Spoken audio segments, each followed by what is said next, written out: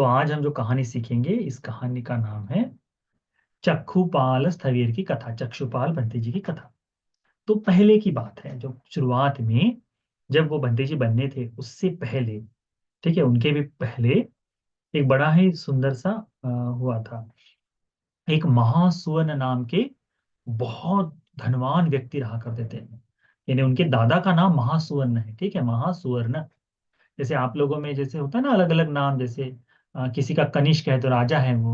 तो महासुवर्ण नाम का एक बहुत बड़ा धनवान व्यापारी था, ठीक है। तो वो व्यापारी, बड़ा विशाल परिवार था उसका, धन संपत्ति इतनी थी कि उसको कोई कमी नहीं। तो उनका कोई संतान नहीं थी, उनकी कोई ऐसे पुत्र पुत्री कोई नहीं था। तो ऐसे समय में उस महासुवर्ण नाम के सेठ जी ने को सोचा, जब चलते चलते जा रहा था तो उसे लगा, तब तो भगवान बुद्ध जी का धर्म नहीं था कहीं पे भी। तो उसने चलते चलते देखा कि एक बहुत विशाल ऐसा वट वृक्ष जो है, पेड़ जो दिखाई दिया उसे, ठीक है, बहुत बड़ा बड़ा संपन्न ऐसा पेड़ दिखाई दिया। उस पेड़ की ओर देखकर इसके मन में ऐसा ख्याल आया। क्या सोचा इसने कि ये जो पेड़ है ये बहुत विशाल है, निश्चित ही इसमें कोई देवता रहता होगा, तो मैंने सेवा करनी चाहिए। तो उसने वहां के जितना कचरा था, क्योंकि पेड़ है तो हमेशा पत्ते गिरते रहेंगे, धूल गिरती रहेगी, जगह बराबर बिछी नहीं रहेगी, तो उसने लाकर झाड़ू से सब साफ सफाई की, बहुत सुंदर तरीके से उसने उसकी सेवा की, है ना, मिट्टी वगैरह साफ करवा कर जमीन को बिल्कुल समतल बनाया और बढ़िया से रही। और प्राप्ति की इच्छा से देवता है करके उसे लगा, तो इसमें मैंने पताका लगानी चाहिए, झंडे गाड़ने चाहिए, तो उसने छोटे छोटे झंडे उसमें लगा दी। फिर उसके मन में ऐसा ख्याल आया कि सारी सेवा करने के बाद उसके मन में ख्याल आया कि मुझे कोई पुत्र या पुत्री नहीं है, ये जो सेवा का पुण्य है, ये जो सेवा का पुण्य है, ये पुण्य मेरे घर में किसी न किसी सत्कार के, मेरे घर में किसी न किसी की ये आने के लिए काम में आ जाए। तो उसने कहा कि यदि मुझे कोई घर में पुत्र और पुत्री जन्म लेता है तो मैं पुनः इस वृक्ष की सेवा सत्कार आदि करते रहूंगा, ठीक है। तो उसको लगा कि ठीक है। तो कुछ समय बाद उसकी पत्नी को बेटा गर्भ में बच्चा हुआ, ठीक है, गर्भ में बच्चा रह गया। तो 10 माह के बाद, 9 माह के, 9 माह 14 दिन के पश्चात उसने उसे एक पुत्र जन्म हुआ, ठीक है। उस पुत्र का नाम उसने पाल रखा, ठीक है। उस पुत्र का नाम उसने पाल रखा, क्यों? क्योंकि उस वृक्ष, तो पाल वृक्ष जो है तो बड़ा विशाल शाखा पलाशाओं से भरा हुआ था, इसलिए पाल रखा। कुछ समय के बाद उसको एक और पुत्र हुआ। तो एक का नाम उसने बड़ा पाल महापाल रखा और दूसरे का नाम उसने चूलपाल रखा। तो ये दोनों दोनों जो चीजें हैं, महापाल और चूलपाल करके, ये दो बच्चे उसके साथ में रहे, ठीक है। अभी देखो, वर्तमान में भारत में भी आज भी लोग पेड़ों की पूजा करते हैं कि नहीं? तुमने देखा होगा, आज समय समय पर जाकर पेड़ों की आरती होती है, जैसे बरगद को पूजते हैं तो बरगद की पूजा करते हैं। अलग अलग पेड़, डरते भी लोग हैं, पीपल के पेड़ से डरते हैं, बरगद के पेड़ से डरते भी हैं, क्योंकि पता नहीं होता ना इन्हें कैसी चीजें हैं करके। तो जो बुद्धिमान लोग हैं वे इन वृक्षों के साथ बहुत ही सद्भावना से, बहुत ही अच्छा व्यवहार करते हैं। इसीलिए कभी भी किसी भी पेड़ के साथ, यानी सम्मान के साथ ही, जो बड़ा विशाल वृक्ष है तो हम बता नहीं सकते ना वहां कौन निवास करते हैं, तो सम्मान के साथ ही रहना चाहिए, ठीक है। तुम बच्चों ने विशेष करके ध्यान रखना है कि कोई भी ऐसा आचरण ना करो, कोई भी ऐसा काम ना करो कि जिससे तुम्हें हानि हो।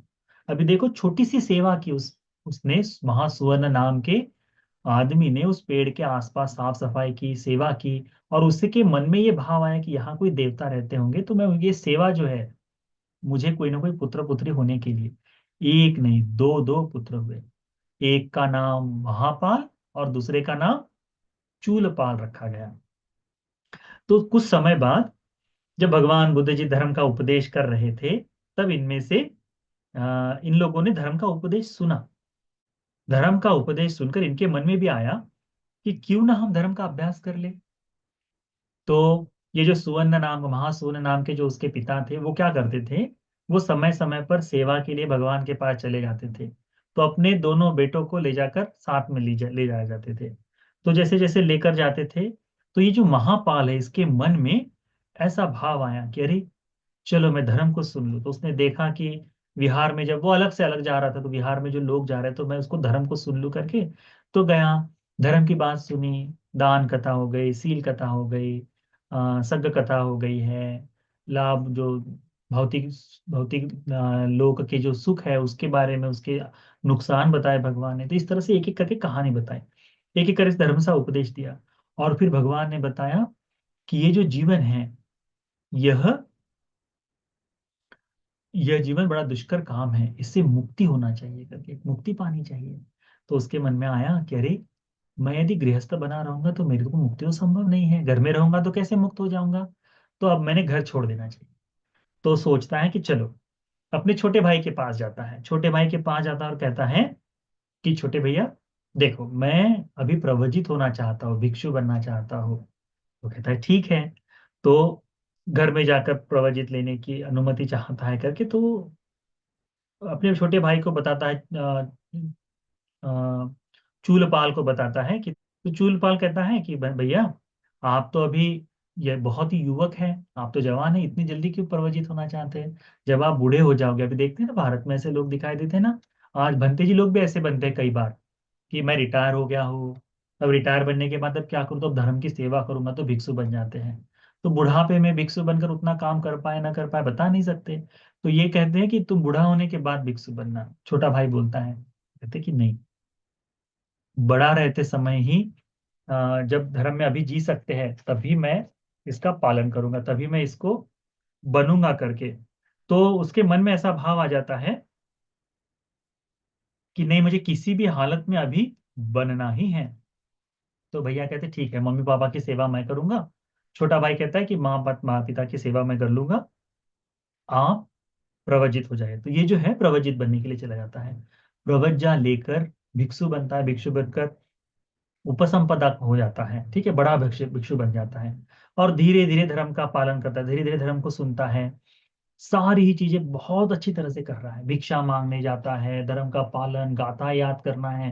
अब आप लोग आप देखो ना, सुबह उठने के बाद भगवान को हाथ कौन कौन जोड़ता है? सब लोग जोड़ते हैं क्या?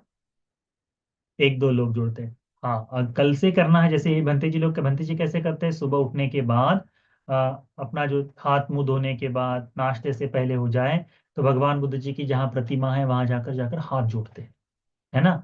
और नमन करके फिर आकर नाश्ता वगैरह करते हैं। तो तुम लोगों ने क्या करना है, स्कूल में जाते होंगे यदि सुबह सुबह, तो सुबह सुबह जैसे भी नींद से उठने के बाद हाथ मुंह धोए न धोए, स्कूल में भागने से पहले पट से ऐसे हाथ जोड़ लिए और फिर खुद स्कूल जाना है। उससे तुम्हारे जीवन में बहुत अच्छे संस्कार बनेंगे। तो अगली कल से जब भी हो, डेली स्कूल जाने से पहले निकलते रहे जब घर से, तो भगवान की प्रतिमा, बहुत नमन करने की आवश्यकता नहीं, हाथ जोड़ लिए कि मैं भगवान बुद्ध जी को नमन करता हूँ करके नमन करके स्कूल के लिए चले जाना है। स्कूल से आने के बाद भी यदि नमन कर सकते हो तो बहुत ही अच्छा है। तो चक्षुपाल भंते जी भी ऐसे, ये जो महापाल भंते जी है, वे भी इसी तरह से प्रातः का उनका पूरा काम करके, धर्म का अभ्यास करके, धर्म की गाथाओं को याद करके जीवन जी रहे थे। एक समय ऐसा हुआ कि वर्षावास आरंभ हुआ। वर्षावास पता है ना आप लोग बच्चों को? बारिश का समय, उसको बोलते हैं बारिश का समय। भारत में बारिश कब होती है?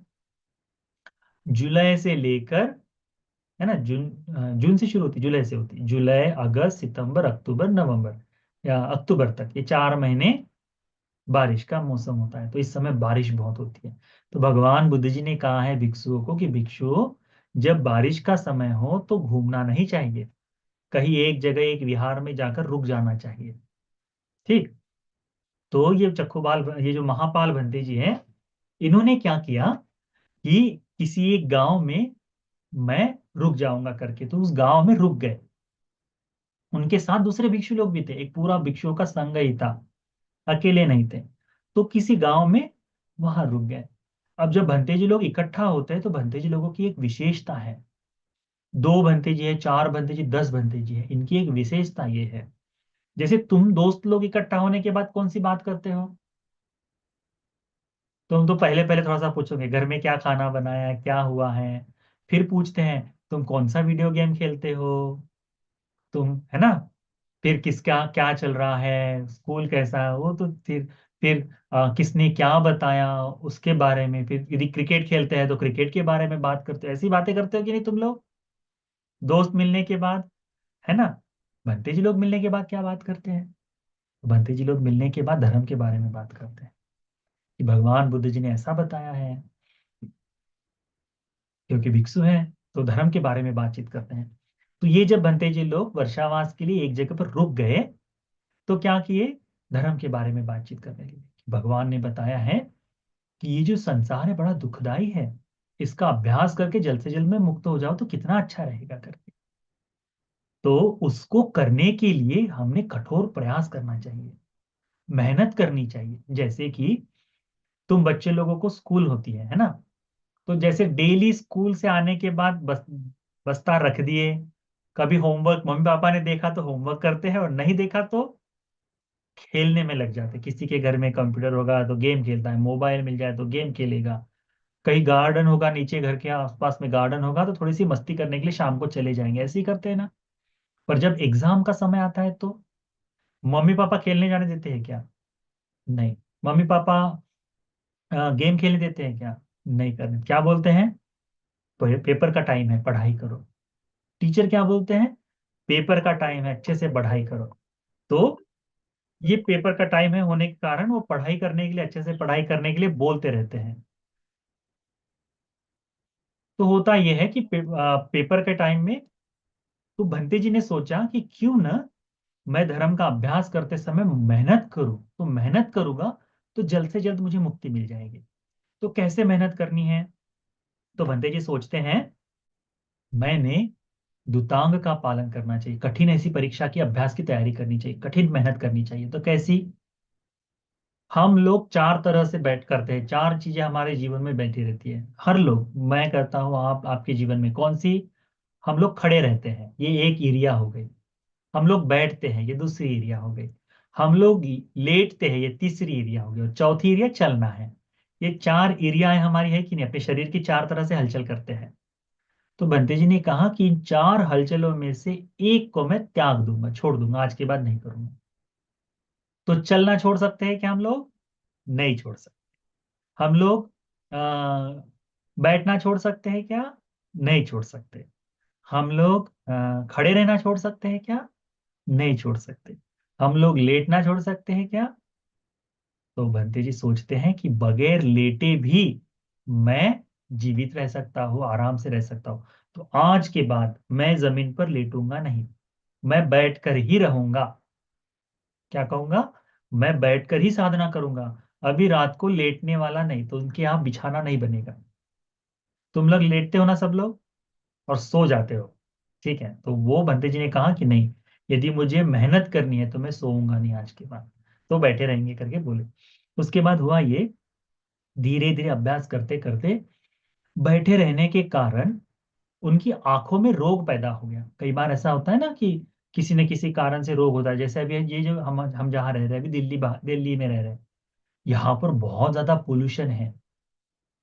तुमने सुना होगा ना, प्रदूषित हवा है।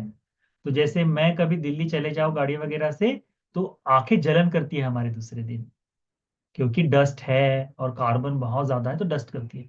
तो बंदे जी भी बैठे बैठे ही है, तो उनका भी आंखों में जलन शुरू हो गई, उनको हल्का सा तकलीफ होने लगी, पानी बहने लगा। तो जब भंते जी लोगों को, दूसरे भंते जी लोगों ने देखा कि ये भंते जी की आंखों से पानी आ रहा है, तो भंते जी लोगों ने क्या किए, शाम के समय में इकट्ठा होकर कहा कि भिक्षु, गांव में एक डॉक्टर रहता है, वैद्य रहता है, उसको बुला के लेके आओ। तो वो वैद्य आए, भंते जी लोगों को वर्षावास के समय में बता के गए थे। वो वर्षावास के समय में बोल के गए थे कि भंते जी, इस गांव में मैं डॉक्टर हूँ, जब भी किसी भिक्षु को कोई तकलीफ हो तो मुझे बताना। अब भंते जी को तकलीफ है कि नहीं, आंखों से पानी बह रहा है कि नहीं, तो भंते जी को बताया, कि भंते जी ने बताया डॉक्टर को कि मुझे आंखों की तकलीफ है। तो कहते ठीक है। तो वो आते हैं डॉक्टर, आंखों को देखते और कहते ठीक है, मैं ऐसी दवाई लिख के दूंगा कि एक दवाई खाते ही तुम्हारी आंखें ठीक हो जाएंगी। डॉक्टर दवाई देते हैं और बोलते हैं कि इस दवाई को अपनी आंखों में तुमको लेटते समय, सोते समय डालना है। क्या बोलते हैं डॉक्टर? सोते समय तुमको आंखों में दवाई डालनी है। अब भंते जी सोते हैं क्या? भंते जी ने सोने का आसन छोड़ दिया, सोते नहीं है। तो उन्होंने क्या कहा, "अरे, सोते हुए क्यों डालूं, मैं बैठे बैठे डाल दूंगा।" तो रात्रि के समय में उन्हें बैठे बैठे आंखों में दवाई डाल दी। बैठे रहे, 1 महीना पूरा निकल गया। ठीक है, ठीक नहीं हुआ। ठीक नहीं हुआ तो दूसरे 1 महीने बाद वो डॉक्टर आया और पूछता, "भंते जी, अभी आंखों का दर्द कैसा है?" तो कहते हैं, "उपासक, मुझे तो अब भी कुछ नहीं दिखाई देता" करके, यानी अब भी मुझे आंखों में तकलीफ है करके, यानी दिखाई तो देता है अभी, पर आंखों से अब भी पानी आता। तो क्या हुआ? तो कहते हैं, किसी तक कोई तकलीफ हुई है क्या? तो कहते हैं, नहीं, दवाई तो मैंने ली थी। तो फिर क्या हुआ? फिर भी आंखों का दर्द नहीं हुआ। तो दूसरी बार दवाई देता है, कहता है, ठीक है, दूसरी बार दवाई दे दी। दूसरी बार भी डॉक्टर ने कहा कि लेट कर आंखों में डाल देना रात्रि के समय, सोते समय। भंते जी ने तो लेटना छोड़ दिए थे। तो बंटी जी ने आंखों में दवाई ले ली, कुछ नहीं हुआ। हफ्ते भर बाद डॉक्टर पुनः आए। वो कहते हैं कि बंटी जी अब कैसा है? कहते हैं भी नहीं। तो डॉक्टर सोचता है, जिसको जिसको मैंने दवाई दी है आज तक, सभी एक ही दवाई में ठीक हो जाते हैं। क्या कारण है जो बंटी जी ठीक नहीं हो रहे? तो बंटी जी को पूछते हैं, आपने दवाई कैसे ली है? तो कहते हैं, मैं बैठा हुआ था और दवाई ले ली है। तो कहते हैं, मैंने तो आपको लेटने के लिए कहा था, तो आप लेट कर दवाई नहीं ले रहे? तो बंटी जी चुप। क्यों चुप थे? क्योंकि भगवान के धर्म में ऐसा है कि जिस धर्म का हम लोग पालन करते हैं वो लोगों को बताने के लिए नहीं है कि मैं तो ऐसा हूँ, मैं तो ये ऐसा करता हूँ, ये बताने के लिए नहीं। अल्पेच अपने अपने गुणधर्मों को, अपनी अच्छाइयों को छुपा के रखने के लिए बताया भगवान ने। तो वो बंदे जी चुप रहते हैं। ये उपासक डॉक्टर जो है दूसरी बार भी पूछता है, आप लेटे नहीं थे क्या? तो चुप रहता है। तो उनको लगता है कि नेसर्दी कांग लिया है। तो फिर कहते हैं कि भंते, हम हाथ जोड़ते हैं, ये दवाई जो है ये केवल लेटकर ही ली जा सकती है, यदि नहीं लेंगे तो आप अंधे हो जाएंगे। तो ये भंते जी बैठे बैठे सोचते हैं कि यदि मैं अभी अपना जो मेहनत करना छोड़ दूं, तो हो सकता है मैं आगे आगे मेहनत ही ना कर पाऊँ, मुझे आलस्य की आदत लग जाएगी, तो मैं धर्म का पालन नहीं कर पाऊंगा। इसीलिए बंते जी क्या करते हैं कि ठीक है उपासक, आप अपनी दवाई अपने पास रखो, मैं नहीं। तो कहते हैं कि भंते, आप दवाई नहीं ले रहे ना, तो किसी को मत बताना कि इस डॉक्टर ने मुझे दवाई दी थी करके कभी। क्यों? क्योंकि डॉक्टर का नाम भी तो खराब हो जाएगा कि भैया डॉक्टर ने दवाई दी और ठीक नहीं हुआ करके। तो कहते नहीं बताना। तो भंते जी कहते ठीक है, हम नहीं बताएंगे। भंते जी 3 महीने तक बगैर लेटे धर्म का अभ्यास करते हैं। और जैसे ही 3 माह पूर्ण हो जाते हैं, दूसरे 3 माह की वर्षावधि जब समाप्त हो जाता है, तो दूसरे दिन भंते जी अरहंत बन जाते हैं। अरहंत करके नाम है ना वो प्रफुल्ल के लड़के का, है ना, अरहंत नाम है, परंतु वो नाम ही है केवल। अरहंत का मतलब होता है जिसका सारा जन्म मरण खत्म हो गया है, जो जीवन मुक्त हो गया है, जिसे मोक्ष मिल गया, उसे कहते हैं अरहंत होना। और वो जीवित रहते हुए मिलता है, मरने के बाद अरहंत बनना नहीं, जीवित रहते हुए अरहंत होता है। ठीक है। उसने तो शॉर्टकट ले लिया, उसके पापा ने शॉर्टकट कर दिया कि बेटे का नाम अरहंत रख दो तो जीवन मुक्त वैसे ही हो जाएगी करके, परंतु अरहंत ने कोशिश करनी चाहिए कि मैंने भी अरहंत बनना है करके। ठीक। तो नाम की तरह पूर्ण होने की कोशिश। तो अरहंत बन गए। हुआ ये कि जिस दिन वो अरहंत बने, उस दिन उनकी आंखें अंधी हो गई, कुछ भी नहीं दिखाई दे रहा, कुछ नहीं दिखाई दे रहा, अरहंत हो गए। अरहंत व्यक्ति को आंखों की आवश्यकता भी नहीं है, क्योंकि अभी उनको इस दुनिया में जो करना था वो कर लिए। अब कोई भोजन खिलाएगा तो खाएंगे, बैठना है तो बैठाएंगे, जिस तरह से है, तो अनंत हो गया। ठीक है। हुआ ये कि सब भंते जी लोग वर्षावास समाप्त होने के बाद जगह जगह घूमने जाया करते हैं, इस देश से दूसरे देश से। तो भगवान बुद्ध जी के दर्शन के लिए दूसरे दूसरे भंते जी लोग जाते हैं। अभी देखो ना, वर्षावास खत्म हुआ, यश भंते जी कहाँ थे? यश भंते जी का नाम सुना है ना तुमने?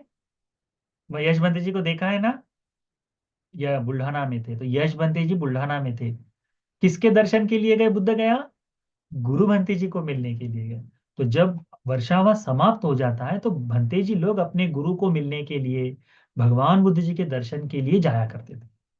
तो सब भंते जी लोगों ने सोचा कि वर्षावास समाप्त हो गया, हमने अपना अपना काम कर लिया है। और इस अंधे भंते जी के पास जो अरहंत हो गए थे उनके पास भी गए और बताएं कि भिक्षु, हम अभी भगवान के दर्शन के लिए जा रहे हैं, तो निमंत्रण, आप चलेंगे साथ में? तो कहते हैं कि मैं अंधा हूँ, मैं कैसे जा पाऊंगा, और आप लोग के साथ में जाओ तो उससे आपको तकलीफ भी हो सकती है, तो ऐसा करो, आप जब भगवान के दर्शन के लिए जाएंगे, तब दर्शन के लिए जाएंगे तब आप जो है बताइएगा हमारे भाई को, पूछने आएगा तो भाई को बताइएगा कि भंते जो है उनके बड़े भाई अभी अंधे हो गए हैं, यदि हो तो दूत की सहायता करो करके। दूत यानी सेवक, सेवक की सहाय आवश्यकता है करके। तो भंते जी लोग जानते हैं जहाँ भगवान है श्रावस्ती में, श्रावस्ती में जाते हैं तो उनके भाई मिलते हैं और बताते हैं कि बंते जी आपके आपके बड़े भाई अभी अंधे हो गए, उनको सहायता की आवश्यकता है। तो ये एक दास को भिक्षु बनाकर भेज देते हैं कि जाओ हमारे भाई को वहां से लेकर जेतवन में लेके आओ करके, जहाँ भगवान है उनके दर्शन के लिए। तो ये जो भिक्षु बनकर जाता है दास, ये सेवक जो जाता है उनको लेकर आता है, और ये है तो भिक्षु नहीं, केवल नाम के लिए कपड़ा पहना है, क्योंकि अपने स्वामी ने बताया है कि भंते बनकर सेवा करोगे तो अच्छा रहेगा। तो धर्म तो है ही नहीं, ना तो ब्रह्मचारी है, ना सीलवान है। तो इस कारण से तो जैसे ही ये भंते जी को, जिनकी आंखें अंधी चली गई, वो भंते जी को पता चलता है कि अरे मेरे नेत्र, जो भंते जी है तो जो दास सेवा करने के लिए आया है वो दुराचारी है, वो पापी है। तो जैसे ही पता चलता है वो कहते हैं कि तुम्हारे साथ मैं अंधा जरूर हूं, परंतु पापी आदमी के साथ मैं एक कदम नहीं रखूंगा। जंगल में रुक जाते हैं, क्योंकि लेने आया है तो जंगल में रुक गए। मैं नहीं जाऊंगा, यहाँ मर जाऊंगा चल जाएगा, पर पापी आदमी के साथ नहीं जाऊंगा। तुम बच्चों को ध्यान में रखना चाहिए, जीवन में अच्छे बुरे सब लोग मिलेंगे, ठीक है, परंतु पापी आदमी के साथ एक कदम भी चलना सबसे बड़ी हानि है। पापी आदमी के साथ एक कदम भी नहीं चलना चाहिए, ठीक है। क्योंकि ये चक्कूपाल बंते जी जो है, जो अंधे हो गए थे, ये बंते जी अंधे होने के बाद भी क्या कहते हैं कि तुमने पाप किया है और पापी के साथ जाना मुझे पसंद नहीं, तो मैं तुम्हारे साथ नहीं जाऊंगा। तो अब ये दास है, दास कह रहा है कि मैं क्या कर सकता हूँ, वो बंते जी को वही छोड़कर चला गया। ये अंधा आदमी है, इसको नहीं जाना है तो नहीं जाए, मैं तो वापस ले जाने के लिए छोड़ने आया था पर नहीं आ रहा है करके तो छोड़कर चले जाता है। ये चक्कूपाल, ये जो महापाल बंती जो अभी अनंत हो गए, ये जंगल में अकेले हैं। इनका इतना प्रभाव कि थोड़े ही देर में देवों के राजा शक्र देवेंद्र जो है वो आते हैं, एक जवान लड़के का रूप बनाकर, और कहते हैं, अब पता तो चलता ही नहीं कि अंधा अंधे हैं तो उनको दिखाई नहीं, पर रूप रूप बनाकर आते हैं और कहते हैं कि भंते कहाँ जा रहे हैं आप। तो कहते हैं कि मैं जेतवन जा रहा हूँ भगवान बुद्ध जी से मिलने के लिए, परंतु मेरा जो दूत था, मेरा जो दास था, जो सेवा के लिए ले जाने के लिए आया था, वो दुराचारी है, तो मुझे इस दुराचारी के साथ नहीं जाना था। तो कहते भंते मैं आपकी सेवा करूंगा, आप मेरे साथ चलिए। तो उसके स्वभाव से, उसके नमन करने को देखकर, उसके भाव को देखकर ये भंते जी कहते कि ठीक है चलो साथ में, लेके जाते हैं। 5 मिनट चले होंगे, 10 मिनट चले होंगे, देवेंद्र राजा है तो रिद्धि से 10 मिनट के अंदर में, यहां से चले 10 मिनट के अंदर में जेतवन पहुंच गए। थोड़ी देर में बोलते हैं भंते जी हम तो जेतवन पहुंच गए करके। तो कहती 5-10 मिनट में कैसे पहुंच गए थे, जेतवन तो बहुत दूर था जब आए थे तब।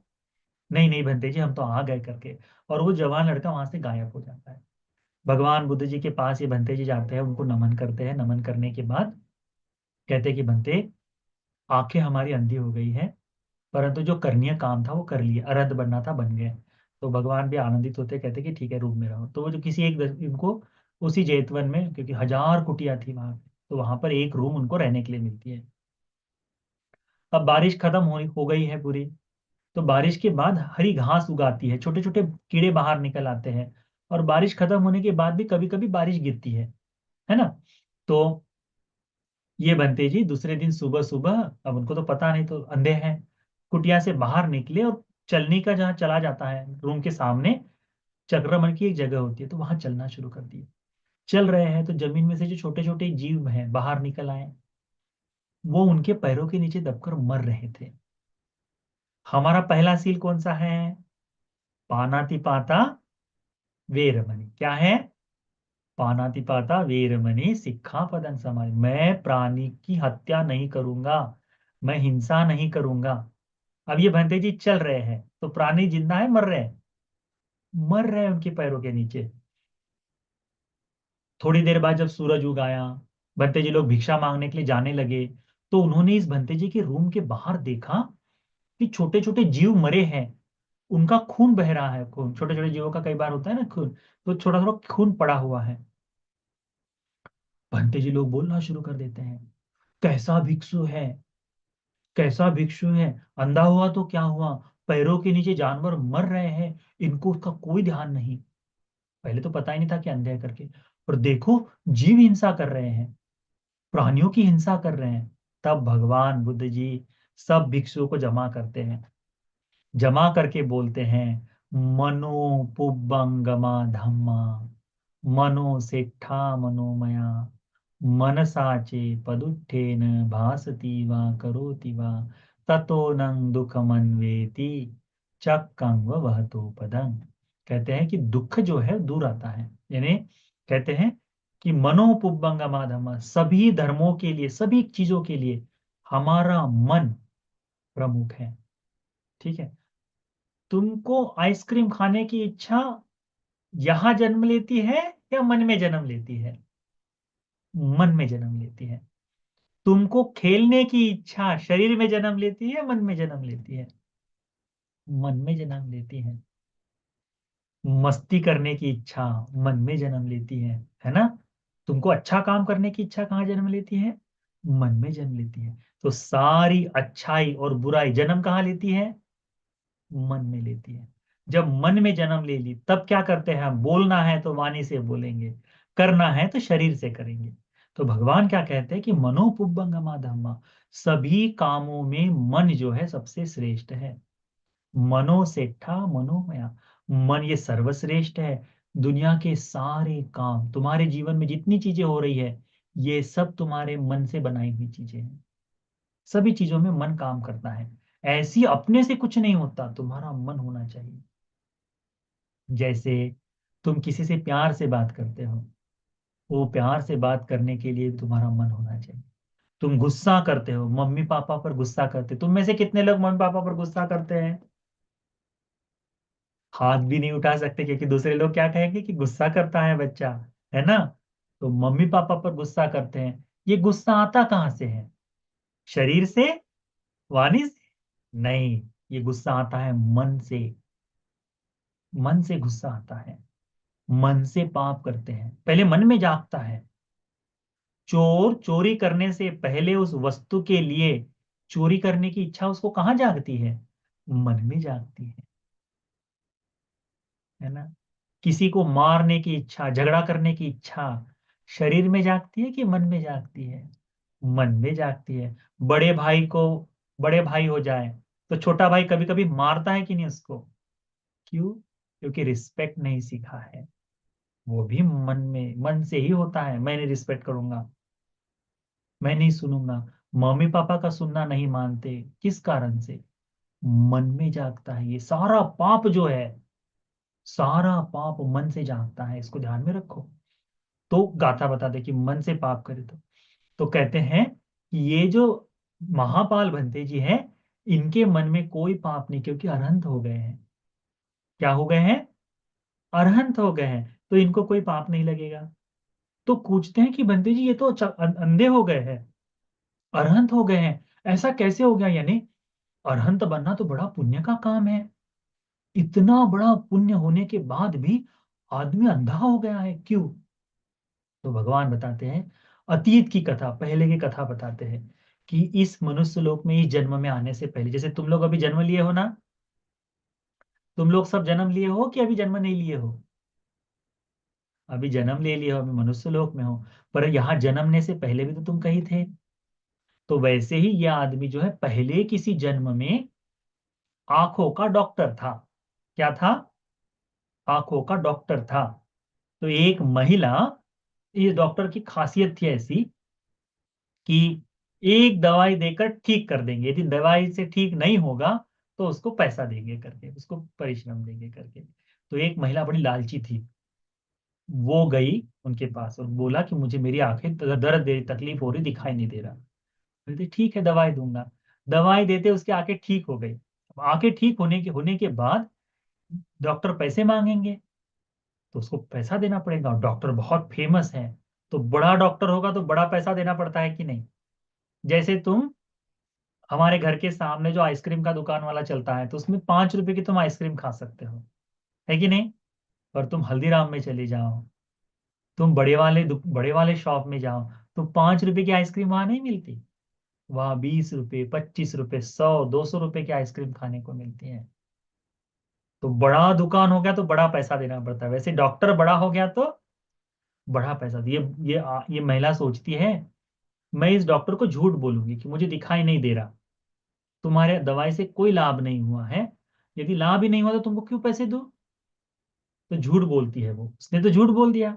डॉक्टर भी बहुत तेज, कहता है ये मेरा पैसा खाना चाहती है, आंखें इसकी मैंने ठीक की है, अब मैं इसकी आंखें अंधी कर दूंगा। तो वो कहता है कि देखो, एक एक बार दवाई और लेके दो, ये दवाई मैं फ्री में देता हूँ, तब इससे यदि ठीक हो जाए तो पैसे दे देना। तो वो दवाई ले लेती है, और डॉक्टर ने कहा कि एक दवाई से तो ठीक हो गया, दूसरी डाल दूंगी तो और भी अच्छी हो जाएगी, करके दवाई आंख में डाल देती है। उसके डालने से ये महिला अंधी हो जाती है। क्या होती है? अंधी हो जाती है। पहली बार डॉक्टर ने दवाई दी थी आंखें ठीक करने की, पर जब डॉक्टर को पैसा नहीं दिया तो उसने क्या किया, दूसरी बार दवाई काय की दी? अंधा होने की। तो ये जानबूझकर किया था कि नहीं उसने काम? उस महिला को जानबूझकर अंधा बनाया था। ये जो कर्म किया है इसका फल कहाँ भोगेंगे? तो जब इस जन्म में इस लोक में जन्म लिए, अरहंत होने का पुण्य है, परंतु वो पाप पीछे पीछे आया है। क्या हुआ? आदमी अंधा है। तो बनते जी लोगों को पता चला, अरे एक आंख का दवाई न करने के कारण, अंधा बनाने के कारण इस लोक में आकर अंधे हो गए। परंतु एक आंख बंद हो गई उनकी, ये जो आंखें हैं, भौतिक लोक की आंख बंद हो गई। अब उनको धर्म ये नहीं दिखाई देता, दुनिया नहीं दिखाई देती, परंतु मन की आंख, अनंत बनने के बाद धर्म की आंख खुल जाती है। इसीलिए जिसने धर्म को देख लिया, ऐसे भिक्षु का नाम पड़ा चक्षुपाल। क्या नाम पड़ा? चक्षुपाल। पहले तो महापाल थे, पर अभी आंखें धर्म की जाग गई, इसलिए उनका नाम चक्षुपाल पड़ा। तो भगवान ने उनको बताया कि इस महिला की आंखें अंधी करने के कारण ही ये भंते जी अंधे हो गए हैं।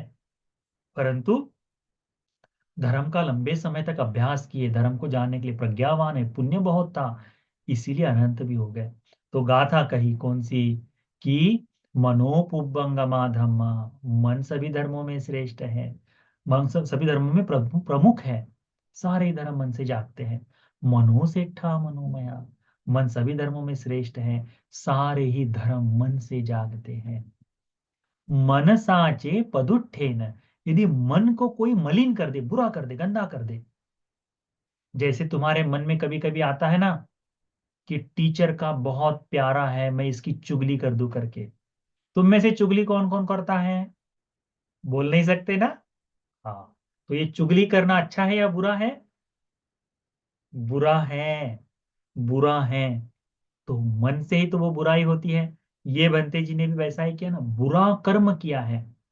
मन साचे पदुट्ठे न, मन को गंदा कर कर जो भी काम करे, करोति वा भासति वा, शरीर से काम करे या मन से काम करे, ततो न दुख मनवेति, उसका परिणाम क्या होगा? दुख मिलेगा, तकलीफ होगी। दुख कैसा मिलेगा? तो दुख वैसा मिलेगा, चक्कम वह तो पतंग। जैसे तुमने बैलगाड़ी देखी है क्या?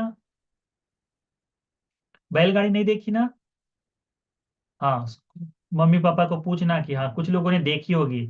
अभी तुम्हारे आने अभी जो नए बच्चे अभी पैदा हो रहे हैं उनको बैलगाड़ी देखी ही नहीं है, तो वीडियो में देख लेना, ठीक है? तो बैल जैसे चलता है ना, तो बैलों के पीछे लोहे के बड़े बड़े चक्के लगे रहते हैं, बहुत वजन खींच के ले जाता है। तो जब बैल आगे आगे बढ़ता है तो उसके पीछे पीछे चक्के घूमते रहते हैं। तो बैलगाड़ी का वजन बहुत ज्यादा होता है ना, तो बैल जहां जहां जाएगा बैलगाड़ी का चक्का उसके पीछे पीछे जाता है। और कई बार होता है कि बैलों के पैरों को वो चक्के टच भी करते हैं तो खून भी निकलता है। हाँ, तकलीफ होती है, और मेहनत से खींचना पड़ता है। लार निकलती है बैलों के मुख से, तुम देखो जब बहुत भारी सामान ले जाना है बैलों को, तो हाफते हुए ऐसे लार निकलते हुए निकलते हैं, बड़ा तकलीफ होता है। तो भगवान कहते हैं, जब दुख तुमको तकलीफ दे तक, जो दुख तुम्हारे पीछे आएगा, कर्म का फल तुमको मिलेगा, तो जैसे बैल के पीछे उसके चक्के चल रहे हैं, वजनी है, भारी है, तकलीफ दे रहे हैं, वैसे ही तुम्हारा किया हुआ पाप भी तुम्हारे पीछे पीछे आएगा। तो तुमने क्या सीखना चाहिए कि मैं अपने मन से पाप नहीं करूंगा, अपने मन में पाप नहीं जागने दूंगा। मैं पाप करूंगा तो क्या होगा, मुझे पाप का फल भोगने को मिलेगा। मैं पाप नहीं करूंगा। तो पाप करना छोड़ना है, मन से कोई बुराई नहीं। हम सब लोग, मैं भी मनुष्य हूँ, तुम भी मनुष्य हो। तुम लोग मनुष्य हो कि नहीं हो? अच्छा, तुम में जानवर कौन कौन है? कौन कौन जानवर है, हाथ उठाओ। जानवर नहीं कोई? हाँ, तो जानवर नहीं हो ना, तो मनुष्य हो। तो मनुष्य में गलतियां हो सकती है, परंतु गलतियों को सुधारा जा सकता है। तो यदि तुम्हारा मन गंदा होता है, यदि तुमको ज्यादा गुस्सा आता है, यदि तुमको ज्यादा ईर्ष्या जागती है, तुम्हारे मन में ज्यादा लालच जागता है, दूसरों का अपमान करने की इच्छा जागती है, तो ये अच्छाई है या बुराई है? बुराई है, गंदगी है। तो तुमने अपने आप को ऐसे ही शक्ल देखनी चाहिए आईने में, अपनी शक्ल, कि हे लड़के, क्या नाम है तेरा? तुम, तुम्हारे मन में ये गंदगी जागती है, तुमने अपने गंदगी को सुधारना चाहिए। ऐसे किसको बताओगे? अपने आप को बताना है। और धीरे धीरे, एक दिन में तुम्हारा बदलाव नहीं हो सकता। एक दिन में तुम बड़े हो गए क्या? नहीं। तुमको बड़ा होने के लिए अभी 13 साल हो गए, 8 साल हो गए, 10 साल लगे हैं तुमको बड़ा होने के लिए। तुम जन्म ली तब से बोल रहे हो क्या? नहीं, तुमको 2 ढाई साल लगे हैं बोलने के लिए, है ना? तुम लोग मेकअप करना बचपन से शुरू कर दिए क्या? नहीं, जैसे जैसे बड़े होते जाओगे वैसे वैसे मेकअप करना सीखते जाओगे, है कि नहीं? तो वैसे ही मन की गंदगी को भी एक दिन में साफ नहीं कर सकते, धीरे धीरे कोशिश करते हुए करना है। ठीक है, कोशिश करोगे तो मन बिल्कुल साफ हो जाएगा, फिल्टर की तरह काम करेगा। तो इस गाथा को ध्यान में रखो, ठीक है? अब मैं बोलता हूं, मेरे बाद आप लोग बोलेंगे, ठीक है? बोलो। मनोपुब्बंगमाधम्मा मनोपुब्बंगमाधम्मा मनोसेट्ठा मनोमया मनोसेट्ठा मनोमया मनसा चेपदुत्थेन मनसा चेपदुत्थेन भासति वा करोति वा। भासति वा करोति वा चक्रं वहतो पदं चक्रं वहतो पदम् मनोपुब्बंगमाधम्मा मनोपुब्बंगमाधम्मा मनोसेट्ठा मनोमया मनोसेट्ठा मनोमया मनसा चेपदुत्थेन मनसा चेपदुत्थेन भासति वा करोति वा। सति वा करोति वा ततो न दुःखमन्वेति ततो न दुःखमन्वेति चक्रं वहतो पदम्। चक्रं वहतो पदम्। इसका मतलब है, मन सभी धर्मों का प्रधान है। सभी धर्म मन से ही उत्पन्न होते हैं। यदि कोई दूषित मन से कुछ कहे या करे, तो उसका फल दुख में मिलता है। ठीक है? ये दुख उसका उसी तरह साथ पीछा नहीं छोड़ता, उसके साथ उसी तरह से चलता है जैसे बैलगाड़ी के पहिए बैलगाड़ी के साथ चलते हैं, बैलगाड़ी का पीछा नहीं छोड़ते। ठीक है? इसका मतलब ये हो गया, ये है धम्मपद की पहली कथा, धम्मपद की पहली गाथा है। तो इस गाथा को अच्छे से याद रखो। साधु साधु साधु। ठीक है, आशीर्वाद करेंगे सबको। हाथ जोड़ लो और नमन करो। अभिवादनशीलिस् नित्यं वद्धापचायिनो चत्तारो धम्मा वर्धन्ति आयुवन्नो सुखं बलम् आयुरारोग्यसम्पत्ति सग्गसम्पत्तिमेव च अतो निब्बानसम्पत्ति इमिनाते समिज्जतु सुखी होन्तु जी। साधु साधु साधु